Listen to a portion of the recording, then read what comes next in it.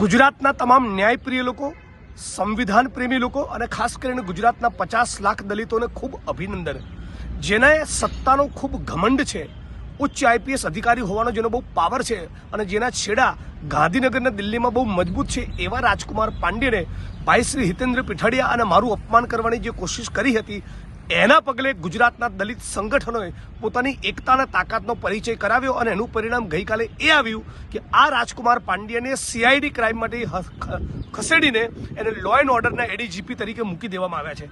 આ એક સફળતા છે. અને હવે વારો નેહા કુમારીનો છે. મહીસાગરના કલેક્ટર નેહા કુમારીએ જે પ્રમાણે દલિત, આદિવાસી, ઓબીસી સમાજનું અપમાન કર્યું, એની પણ ટ્રાન્સફર થશે, એને પણ સસ્પેન્ડ કરાવવાની છે અને એની સામે ગુનો પણ દાખલ કરાવવાનો છે. એટલે રાજકુમાર પાંડેની સામે જે પગલાં ભરવામાં આવ્યા એના મૂળમાં દલિત સમાજના સંગઠનો અને કોંગ્રેસ પક્ષના જે સાથીઓએ પોતાની એકતાના તાકાત બતાવી એનો રોલ છે. આપ તમામ લોકોને અભિનંદન પાઠવું છું અને સમગ્ર ગુજરાતના લોકોને કહેવા માગું છું કે કોઈ પણ નેતા, મંત્રી કે અધિકારીઓ તમારું સન્માન ન જાળવે તો ચોક્કસ અમારો સંપર્ક કરો. અમે તમારો હકના અધિકાર જળવાય, તમારું ગૌરવ જળવાય એના માટેનો પૂરો પ્રયત્ન કરીશું. જે પણ ખોટું કરશે એ ભોગવશે, એ રાજકુમાર પાંડેન હોય, નેહા કુમારી હોય કે જિગ્નેશ મેવાણી હોય.